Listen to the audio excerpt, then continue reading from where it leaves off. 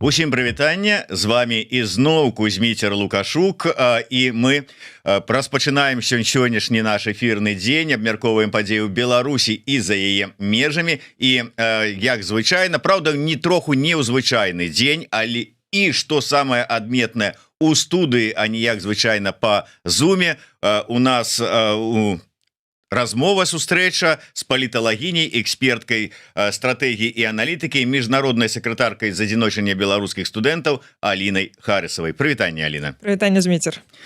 Якім ветрам занесла ў Варшаву, па якіх справах? Та па прыватных дзень народзінаў тут святкавала. Так што я ведаў, што не скроеш гэтую тайну, таму хоць яны дзень народзінаў быў некалькі дзён таму, тым не менш мы віншуем Аліну, нашу выдатную экспертку, з днём народзінаў і зычым новых добрых эфіраў, новых дасягненняў, новых крокаў па кар'ернай і навуковай і экспертнай лесвіцы наперад. Дзякуй вялікі. Ну што ж, сёння мы сустрэліся ў так званы дзень, як там называется, адзінства народаў, там ці як яшчэ што-нибудь.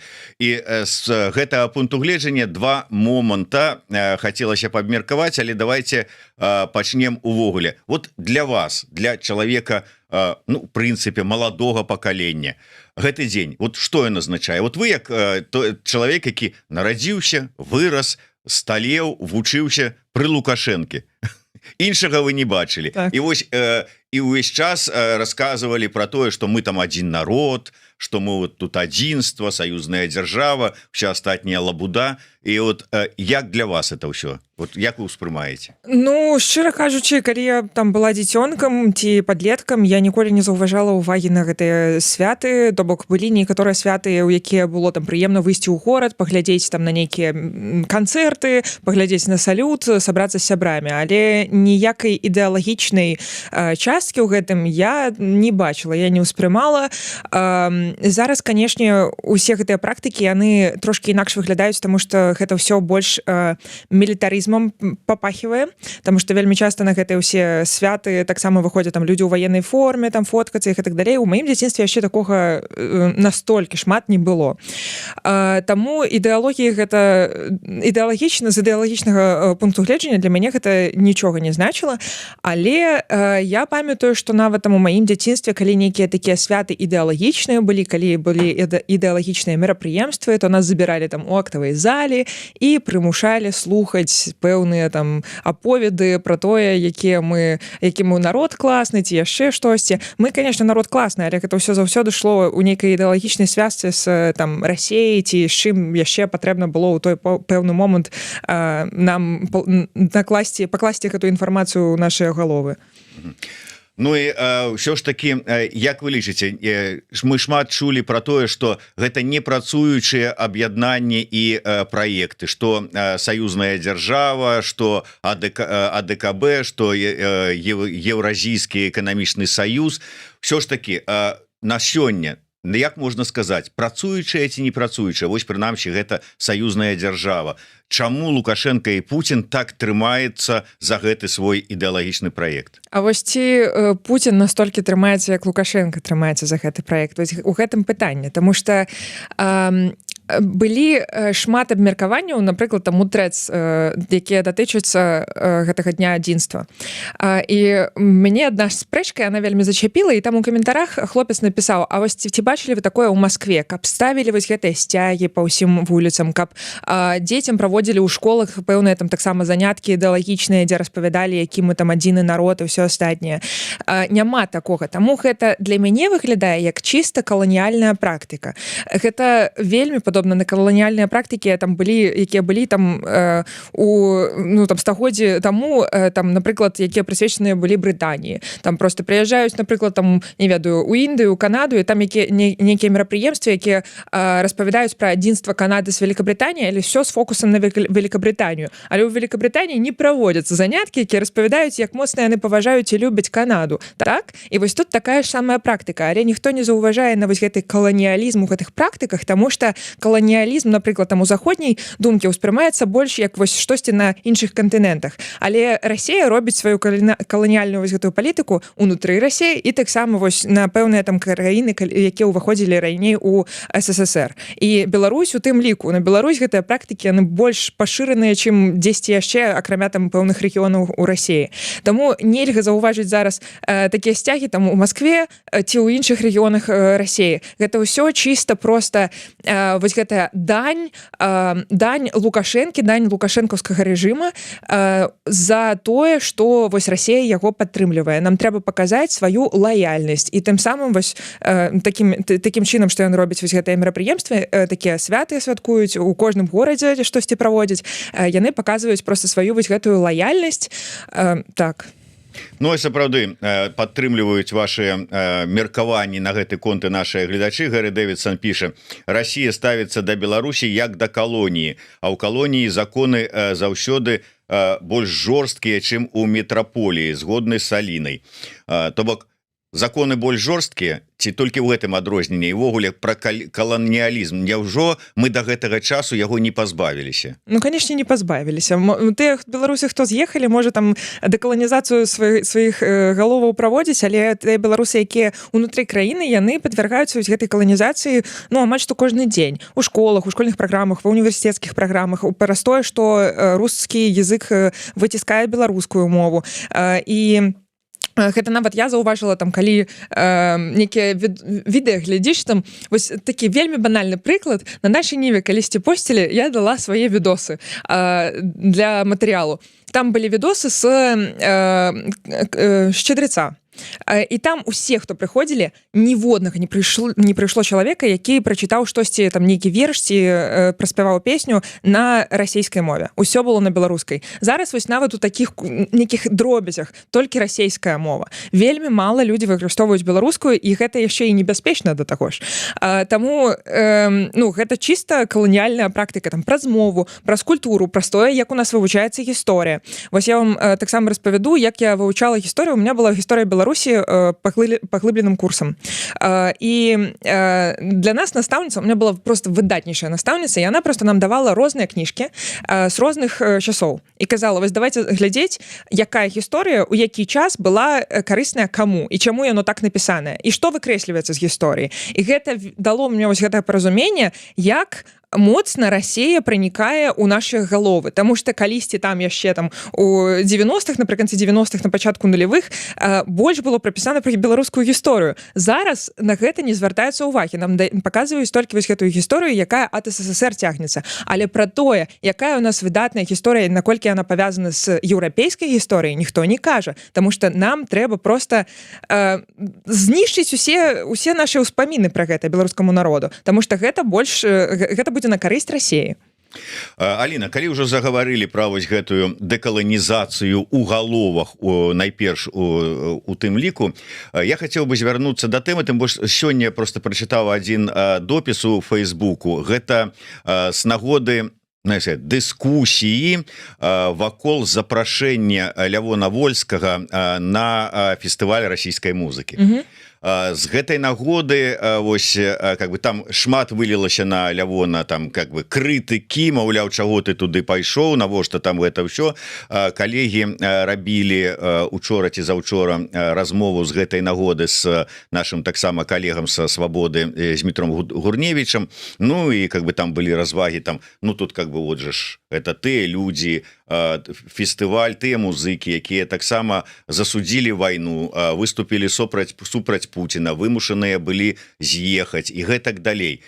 Але вот сёння прачытаў допіс, што гэта ўсё адно нармалізацыя вось гэтых каланіяльных практык у галавах, ўсё адно у нас нейкае такое стаўленне там да ўсяго гэтага, што мы тут нармалізуем гэтых вот рускі свет, рускую культуру, а нам трэба дыстанавацца як мага далей ад гэтага і займацца сабой і сваім. Вот у дадзенай сітуацыі, калі ўзяць канкрэтны выпадак, сапраўды как бы мы мусілі б как бы сказать, ну мы конечно паважаем вас за ваше рашэнне, за вашу пазіцыю, але как бы ну у вас свой стол святочны, у нас свой стол. Ну, я так не лічу, я не так крытычна да гэтага стаўлюся, просто з-за таго, што мне падаецца, што была б каланіяльная практыка, там прадоўжанне каланіяльнай практыкі, калі б Лявон быў запрошаны праспяваць на расійскай мове.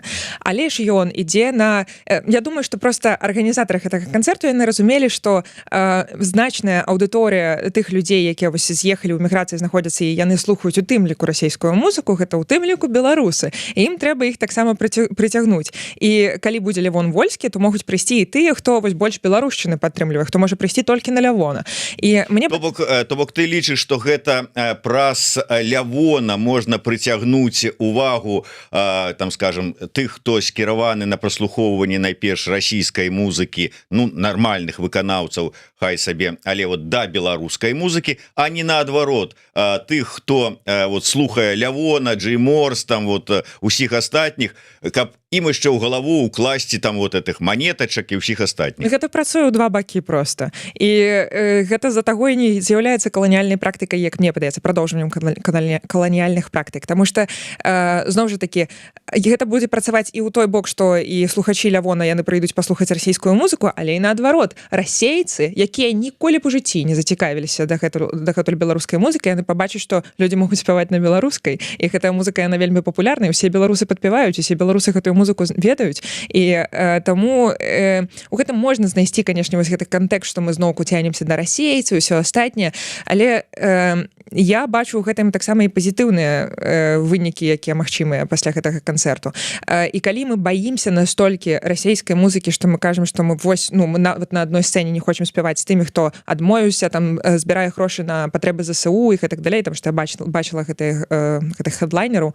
І калі мы нават у такіх выпадках кажам, што не, мы не хочам спяваць з расейцамі на адной сцэне, таму што вось яны прымусяць паслухаць нашых беларусаў расійскую музыку, і тыя адвярнуцца ад беларускай музыкі і пойдуць слухаць толькі расійскую, ну гэта мы просто ўжо баімся страціць нешта сваё беларускае праз, ну гэта не патрэбныя страхі, як мне падаецца. Трэба ісці і прасоўваць сваю беларускую музыку і паказваць, не важна каму, расейцам ці не расейцам, ці немцам, ці палякам, што ў нас ёсць беларуская музыка, яна папулярная, мы яе слухаем, мы ведаем беларускую мову і гэтак далей.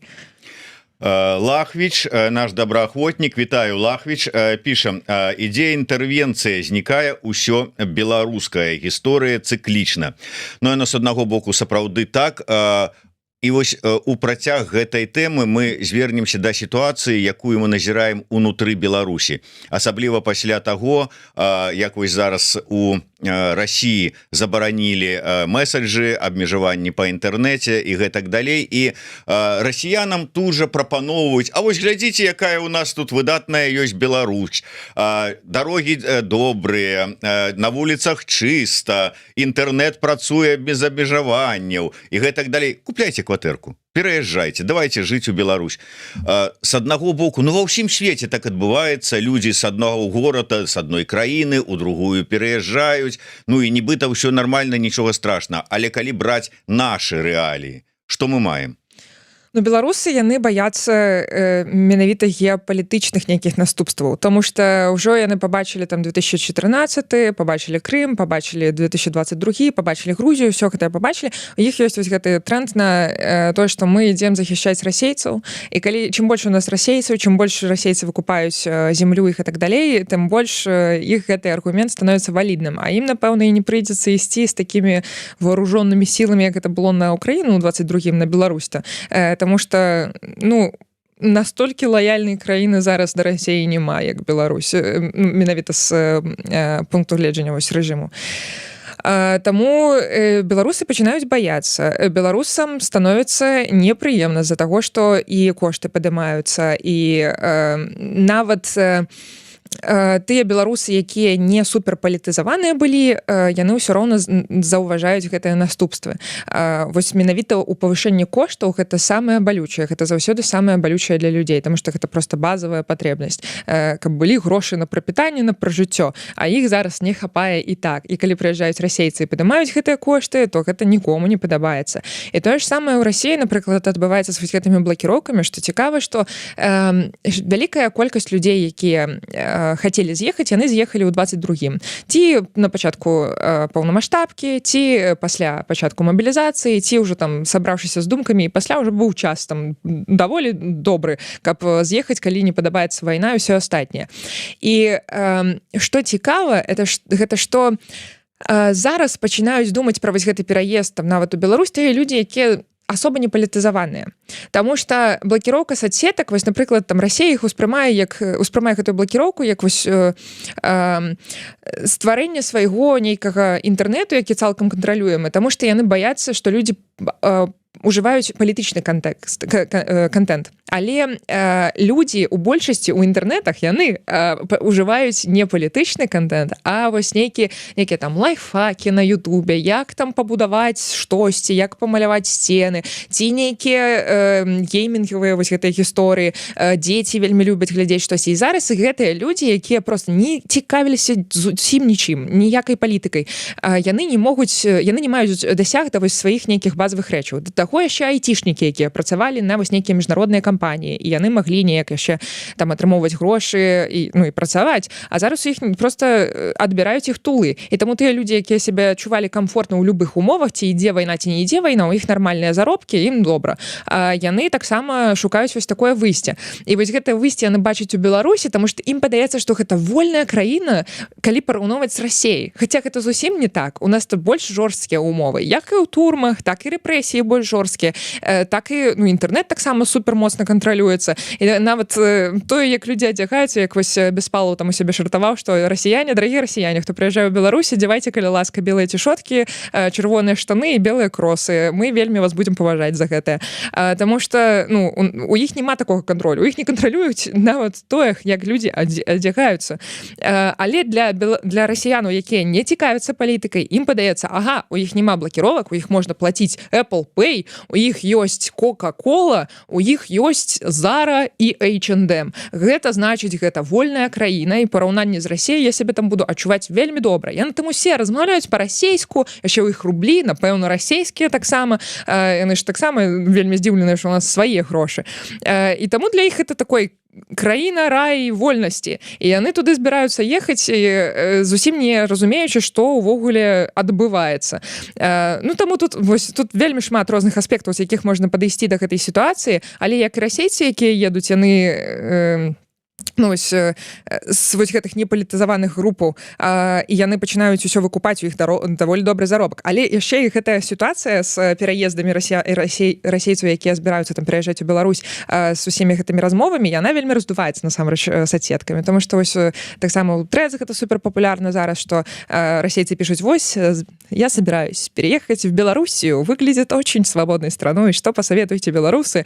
И белорусы раюць зусім не ехаць нікуды, там пачынаюць жартаваць, валіць на свае камчаткі. Так. І сапраўды гэта вось у мяне такі guilty pleasure ёсць, калі вось штосьці такое расіяне пішуць, паглядзець каментары, просто подумаць: мае беларусікі, малайцы, хоць тут захоўваеце сваю вось гэтую пазіцыю. Але з-за таго, што там вельмі шмат каментароў, з таго, што гэта вельмі папулярныя трэцы, яно вельмі раздуецца садсеткамі. І нам падаецца, што там зусім масавы нейкі ўжо міграцыя вось гэтая з Расіяй, яна вельмі вялікая, але насамрэч сітуацыя не настолькі раздутая, якой раздутая яе робяць садсеткі. Акурат такі просто Джек таксама піша: хай сабе едуць, не миллион же приедет, а из-за отсутствия интернета переехать в другое государство надо быть идиотом. Мільён не мільён, але як ты лічыш, чаму беларусы ўсё ж такі так, здаецца, що вот мы тут ці то рускія са знакам качества, ці то вообще халерога ведае хто, мы тут один народ, вот прасоўваць саюзная дзяржава, у нас няма межы, так вот усе с одного боку гэтаму там вау, с другого боку как-то вот не вельмі радуюцца гэтаму пераезду. Ці гэта сапраўды раздмутае, як ты кажаш, насамрэч беларусаў, пераважнай большасці беларусам по барабане?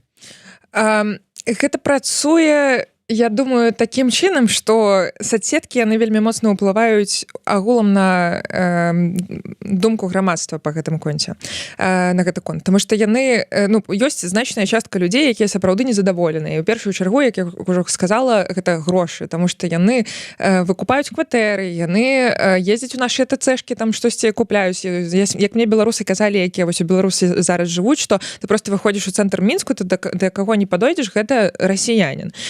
Таму што гэта для іх яшчэ акрамя вось гэтай міграцыйнай магчымасці, гэта для іх яшчэ вельмі папулярная зараз кропка для турызму.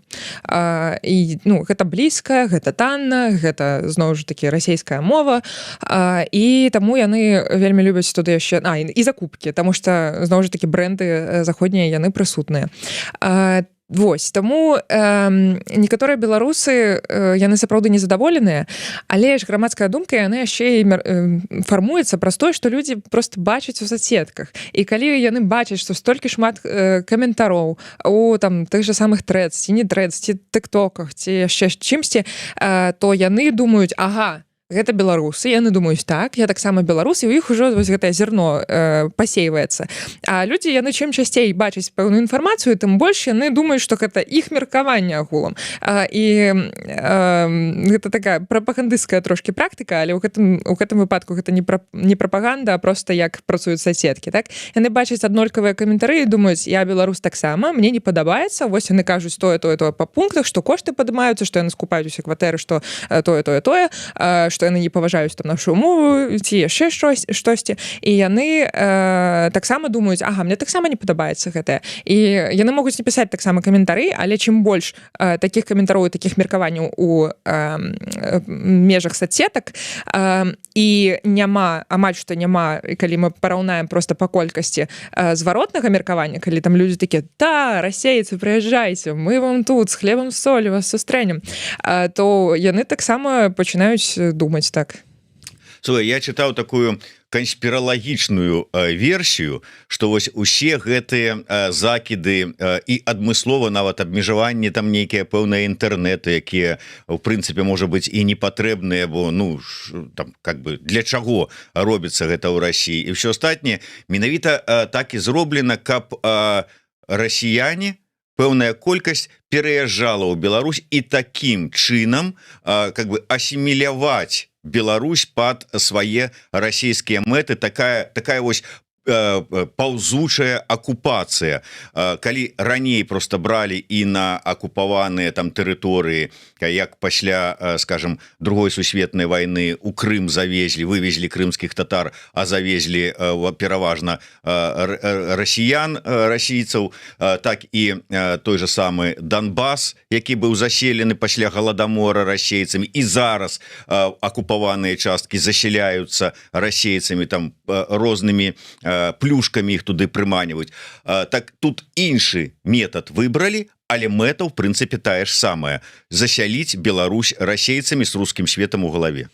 Я таксама чытала пра гэтую канспіралагічную тэорыю. Я думаю, што гэта працуе, чыста маё меркаванне, але я думаю, што яно працуе трошкі інакш, што інтэрнэт там заўсёды хацелі кантраляваць, заўсёды былі спробы зрабіць свой государственны інтэрнэт, які вось там ВК-відэа, там нейкія сайты для знаёмстваў, усё сваё, зрабіць свае вось гэтыя белыя спісы, па якіх толькі можна сёрфіць у інтэрнэце. Але калі яны побачылі, што нават пасля блакавання там не шмат, не супер дрэнныя некія наступствы для іх адбываюцца. То бок расіяне едуць у Беларусь, для іх гэта таксама прыносіць толькі карысць. Яны, я думаю, што падумалі пра такую стратэгію. То бок я думаю, што гэта ў іншым парадку працавала, што гэта не была мэтанакіраванае блакаванне, не было мэтанакіраванае блакаванне інтэрнэту, каб людзі перасяліліся ў Беларусь, але калі яны пабачылі, што людзі едуць у Беларусь, яны падумалі, ага, нам трэба гэтым карыстацца. Вось.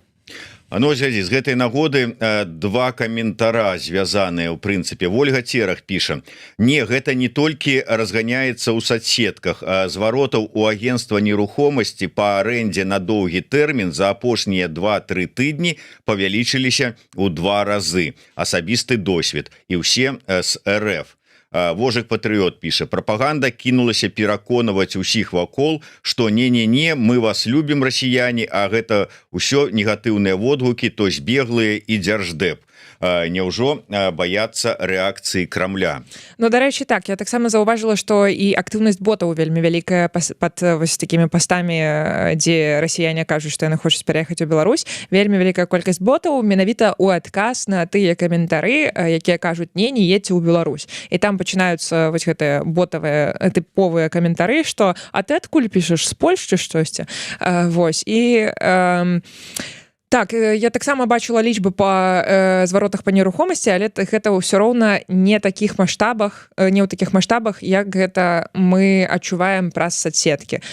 Відавочна, запыт на нерухомасць, на пакупку, на набыццё нерухомасці, ён павялічыўся, але не настолькі, таму што калі ты зараз зойдзеш у Трэц, калі там яшчэ неяк беларусізавана стужка, то просто усё вось у гэтых трэцах, у гэтых пастах, і там просто тысячи беларусаў, десяткі тысяч беларусаў, якія кажуць: не едьце, мы вас тут не любім, мы вас тут не чакаем.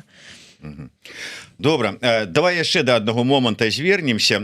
Мне падаўся ён цікавы, тым больш, што ты таксама хацела яго, ну, не яго, але вот праз яго выйдзем на іншую тэму. Як звычайна, напярэдадні, ну, дакладней, у дзень гэта так званага адзінства, Лукашенко з Пуціным адзін аднаго віншуюць з гэтым типа святам. Ну, звычайная практыка. Ну, фармальна там павіншавалі, там как бы так вот, как бы адмахнуўся, выканаў свой абавязак і ўсё. Але напярэдадні Лукашенко сустракаўся з сілавікамі, са сваімі, з вайскоўцамі. Разганяў там пра вайну, там пра прыцэл, там мы там усім пакажам і ўсё астатняе, але ў той жа час так вот з добрым словам адгукнуўся, узгадаў Прыгожина.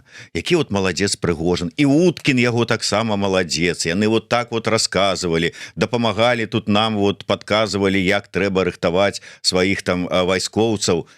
Напярэдадні дня адзінства, напярэдадні там как бы віншавання ў Пуціна, там не ў іншы дзень, а вось менавіта цяпер, і ён узгадаў вось гэты фантомны боль Пуціна, Прыгожина. Это як фантомны боль Лукашэнкі 20-й год, калі вот там што-нибудь сказаў бы: а вообще маладзец была Ціхановская, Путін, напрыклад, бы заявіў бы. Вот рэакцыя, для чаго гэта было зроблена? Адмыслова, неадмыслова, вот як ты лічыш? Ці так вот супадзенне?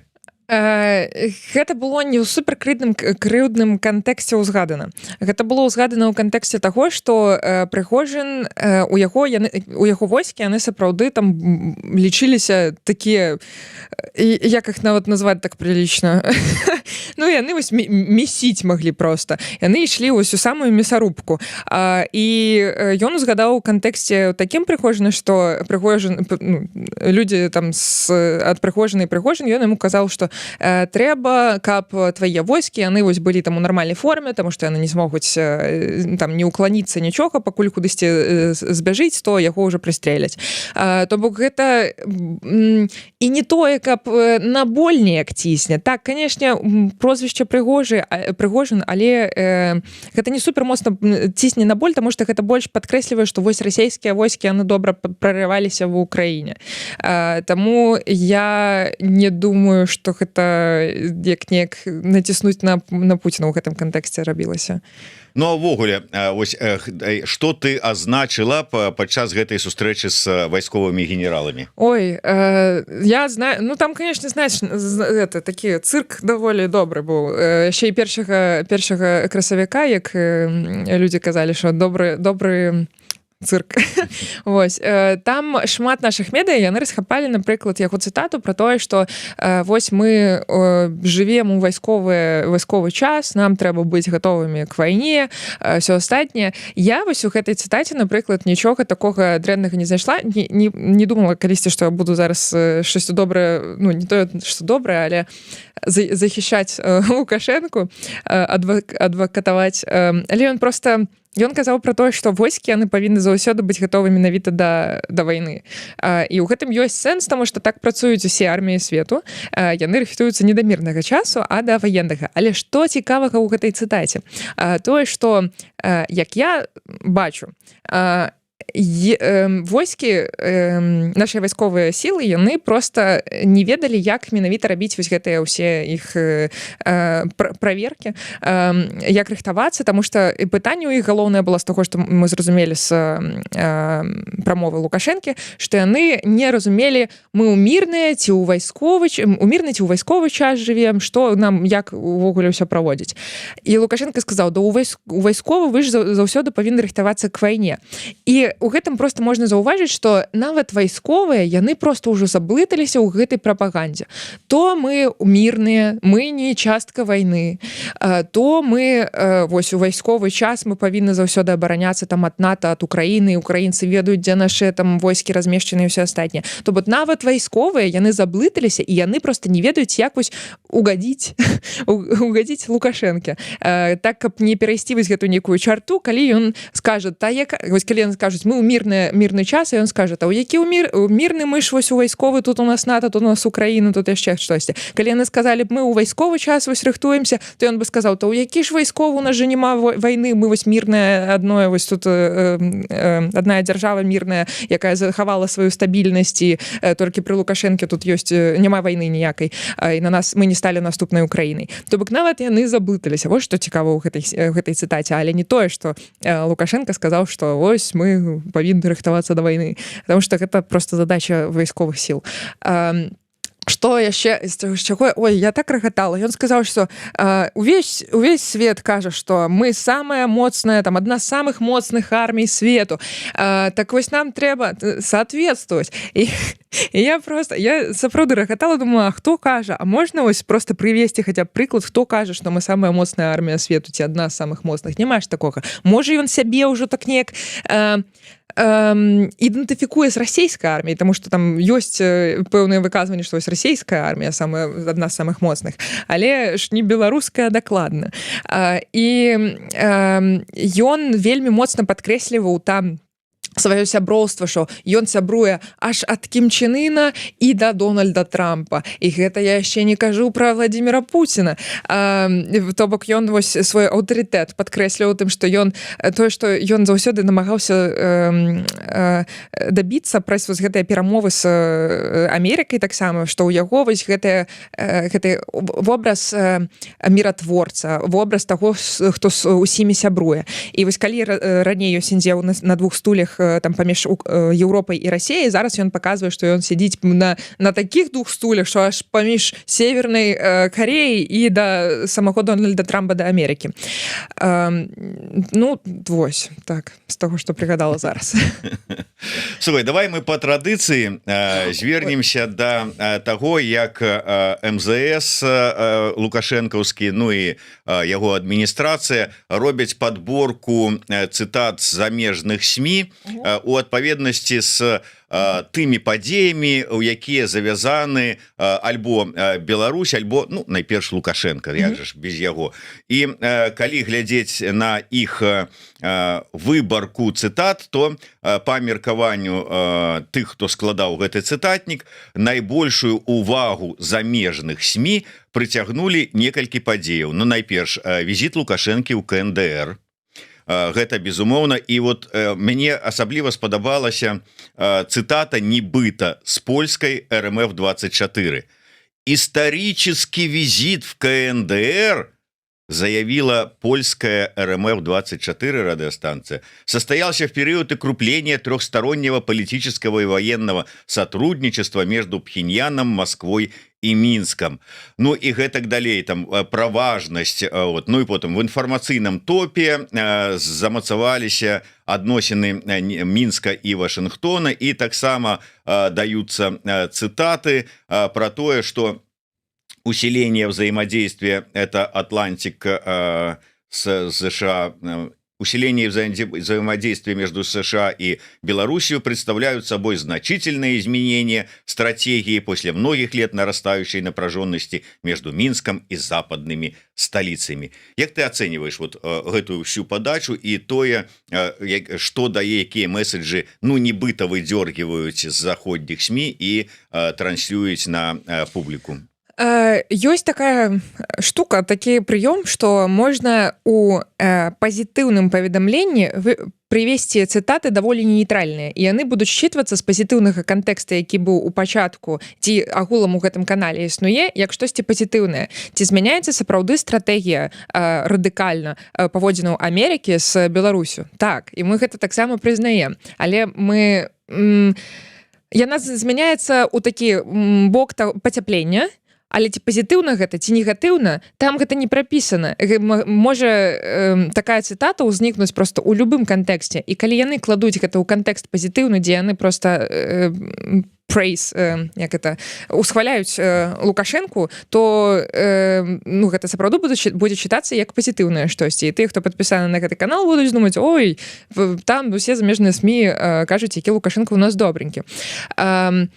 Што яшчэ цікава, дарэчы, на гэтым сабранні таксама з вайсковымі было, што яны вельмі добра зараз вось канцэнтруюць сваю ўвагу на тых вось трох слонах, якіх я назвала, якія Лукашенко узгадаў у сябе ў прамове. Гэта Северная Карея, гэта Паўночная Карея, гэта Расія і гэта ЗША.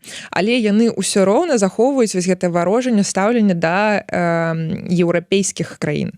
І нават у сваёй гэтай прамове галоўным ворагам для Лукашэнкі выступала НАТО. Хаця НАТО стваралася не як штосьці, што можа напасці. Гэта як альянс, які, наадварот, павінен быў предотвраціць вось гэты напад краінаў, якія чальцы НАТО адно на аднаго, а ўжо не кажучы пра штосьці, што знешняе. То бок ад знешняга чагосьці яны могуць толькі захішчацца. І вось іх галоўны вораг гэта быў НАТО і трошкі яшчэ Украіна. Калі яны казалі, што яны ведаюць пра ўсе нашыя базы, ваенныя базы, таму нам трэба хутчэй перамяшчацца. Канешне, вельмі амбіцыйна, таму што украінскія вайсковыя, яны валодаюць такімі тэхналогіямі, якімі нават Амерыка хоча карыстацца. Так. Слухай, ну вот цікавы момант, я тут праглядаю каментары. Дзякуй вялікі за тое, што пішыце, сочыце, слухаеце у сённяшніх умовах, сённяшні час, гэта варта павагі. Панначка піша: сёння у Магілёве няма расійскіх сцягоў на аблвыканкаме, БРУ, ленінскай адміністрацыі, амаль у цэнтры горада няма расійскіх сцягоў. Штосьці мяняецца? А беларускія стаяць, і там звычайна ёсць проста такія вось шапачкі круглыя са сцягамі, якія просто выносяць падчас нейкіх святаў. І хутчэй за ўсё там будуць беларускія сцягі, але нейкія вывескі тыпу дзень народнага адзінства звычайна так упрыгожваюць нашыя гарады. А расійскія беларускія сцягі яны паказваюць на мерапрыемствах у школах і ва універсітэтах. І такія фотаздымкі мы таксама бачым зараз у нашых незалежных медыа. Ну, я памятаю, як звычайна упрыгожвалі цэнтральныя там вуліцы ў Мінску да 2 красавіка, і там вот ужо на ўсіх слупах вешалі ў перамешку. І расійскія? Расійскія, гэта ўласаўскія сцягі. У Слуцку не было. Ну, у Слуцку ўсё па-людску. Ну, просто грошай таксама на ўсе гэтыя сцягі на кожную вуліцу не хапае. Канешне, больш за ўсё ўвагі звяртаюць на сталіцу, ва ўсіх астатніх гарадах звычайна гэта расцяжкі просто па вуліцах, па дарогах, калі вось самыя галоўныя магістралі, і над імі вешаюць дзень народнага адзінства, Расія, Беларусь, штосьці такое. Часам яшчэ нейкія такія святкаванні праводзяць. Я вось у 21-м годзе, калі апошні раз была ў Беларусі, я попала на святкаванне Дня народнага адзінства. Попала. І там былі на стадіоне такое вялікае мерапрыемства, зрабілі там з танцамі, з песнямі. Выглядала вельмі дзіўна, але было. Ну, правильное слово сказала, ты попала. Хеджигер, прывітанне. Дарэчы, мне заўсёды вельмі прыемна развіртуальвацца з каментатарамі, таемнымі каментатарамі, якія прыходзяць вельмі часта да нас пад стрымы і пакідаюць свае пытанні, каментары, заўвагі. І вось калі з чалавекам потым падчас нейкіх імпрэзаў, прэзентацыі сустракаешся, і табе кажуць: а я вось гэты, а я вось гэты. Это заўсёды вельмі прыемна. Таму, Хеджигер, вітаю, дзякуй за развіртуалізацыю. Пытаецца да іншай тэмы, ну, на завяршэнне нашай размовы. Што Харысава думае пра выбары ў Каардынацыйную раду? Прагнозы, колькі прагаласуе і ці развалится гэта структура до конца года. Дарэчы, сама все ж таки пойдзеш ці не? Так. Я іду ў спісе еўрапейскі выбар, ужо спіс пададзены і ён быў першы зарэгістраваны. Я не думаю, што структура разваліцца, ці ёсць у яе рэчы, каб паляпшаць, безумоўна, там просто паляпшай, не папераляпшайся. Але я не думаю, што яна разваліцца, таму што гэта важная структура для, як мінімум, гэтай нашай структуры дэмакратычных сілаў у выгнанні, таму што ўсё ж таки павінен быць гэта раздзяленне ўлады. І Коордынацыйная рада, яна гуляе ролю парламента, калі мы параўноўваем са звычайнай грамадскай нейкай сістэмай раздзялення ўлады. То бок заканадаўчая. Яны сапраўды там штосьці пішуць, прымаюць, і гэта важна. І таксама прадстаўляюць на нейкіх міжнародных пляцоўках, што таксама важна, і гэта тое, на што вось я рабіла акцэнт на нашай мінулай сустрэчы, потому што гэта тое, з чым я хачу менавіта працаваць з парламенцкай асамблеі АБСЕ, і вельмі добра, што ў нас там ёсць голас, калі яшчэ на гэтай пляцоўцы прысутнічае голас рэжыма Лукашэнкі. Важна, каб быў голас і дэмакратычных сілаў. Таму без існавання Коордынацыйнай рады такога б не атрымалася. І тое прыйшлося існаваць гэтай структуры столькі год, каб дамагчыся, яшчэ нават не да канца дамагчыся, але б хаця б там дамагчыся ў Савеце Еўропы, у парламенцкай асамблеі Савета Еўропы прысутнічаць. Столькі год патрэбілася працаваць, каб туды патрапіць. І колькі б не крытыкавалі, я ўжо казала таксама на мінулым эфіры, што колькі б не крытыкавалі нашу гэтую Коордынацыйную раду, усё роўна расейцы, напрыклад, яны нават заздросцяць нам, што ў нас ёсць такая структура, таму што ім не даюць такія пасады, там прысутнасць у парламенцкай асамблеі Савета Еўропы на такім узроўні, як даюць беларускім дэмакратычным сілам. І калі камусьці не падабаецца, як штосьці працуе, вось я заўсёды такім дэвізам карыстаюся, што калі не падабаецца, крытыкаваць, канешне, можна, але калі ты бачыш, што ў гэтым ёсць патэнцыял, і ты ведаеш, як зрабіць лепей, ідзі туды і намагайся таго, каб гэта стала лепей. Працуй над гэтым. Там жа вот калі браць КР3, Латушка ўсё захапіў, як кажуць усе іншыя, і нічога, ніякай ініцыятывы немагчыма было прапіхнуць сваю. Ну, ёсць такія цяжкасці, але значыць, што ёсць нейкія праблемы з дэмакратычнай структуры, значыцца, неяк свае там палажэнні ўнутры Коордынацыйнай рады трэба мяняць. Значыць, трэба прыходзіць і прапаноўваць гэтае. Я думаю, што калі большасць людзей у Коордынацыйнай радзе 3 яны разумелі, што Латушка замінае, Латушка ўсё роўна не меў большасці, ён не меў больш за 50%. То бок людзі маглі неяк весці перамовы, і калі іншым гэта замінала, мабыць, камусьці з латушкінскай таксама каманды гэта не падабалася, яны маглі за гэта прагаласаваць. То бок існуе інструмент, ім трэба карыстацца. Так, таму... Но это звычайная дэмакратычная практыка. Стварай кааліцыі, перацягвай на свой бок. Так, гэта...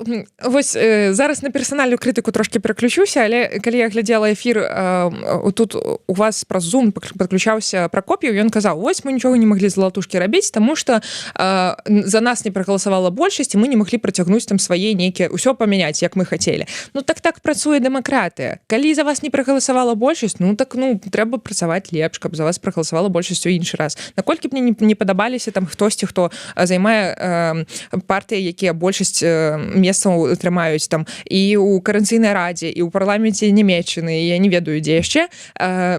Просто гэта дэмакратычны орган. Мне можа не падабацца, мне тады трэба ісці там у партыі, якія атрымоўваюць меншасць галасоў, але якія мне падабаюцца, і намагацца аддаваць свае сілы на тое, каб тыя, хто адвакатуе за мае інтарэсы, станавіліся больш моцнымі, а не проста сидзець і крытыкаваць збоку. Вось. Я думаю, насамрэч, я трохі песімістка ў гэтым у адносіне таго, што колькі людзей у нас прагаласуе у гэты раз. Я думаю, што незначна больш будзе, чым у мінулы раз, але гэта ўсё залежыць таксама ад нармальнай медыйнай кампаніі. Шчыра кажучы, я трохі гляджу на гэта таксама збоку, я уцягваюся у медыйную кампанію там свайго спісу, але калі размаўляць пра медыйную кампанію таго, як прыцягнуць людзей увогуле да ўдзелу ў выбарах, яна працуе недобра. І трэба больш кансультацый там з нейкімі міжнароднымі эксперткамі, ці просто выконваць гэтыя рэкамендацыі міжнародных экспертаў, потому что на дадзены момант яно не выглядае як штосьці суперпрадуктыўнае і зусім не, ну, калі там функцыянаванне рады мы можем паставіць неяк на ўзровень нейкіх там парламенцкіх структур, то вось медыакампанію і тое, як людзей прыцягнуць да вось гэтых выбараў, зусім не на ўзроўні нейкіх дэмакратычных краін. Дякую вялікі. На жаль, трэба развітвацца на сёння, але я нагадаю, што Аліна Харысава, нягледзячы на тое, што ідзе ў каардынацыйную раду, ну, прынамсі, вылучыла сваю кандыдатуру і у спісе еўрапейскага выбару, але у нас яна найпершая як экспертка, як паліталагіня выступае, і мы працягнем нашыя сустрэчы і з абмеркаваннем і паліталагічным поглядам і ацэнкамі таго, што адбываецца вакол нас. Мы будем сустракацца і размаўляць. А на сёння я развітваюся. Дзякую вялікі ўсім, хто да нас далучыўся, задаваў свае пытанні. Подписывайтеся на YouTube канал Еўрарадыё, ставьте свае падабайкі, націскайце на званочак і расшырвайце, калі для вас гэта бяспечна. У нас шмат цікавага для вас і сёння, і ва ўсе астатнія дні, тыдні, месяцы, гады. Жыве Беларусь! Жыве вечна. До сустрэчы.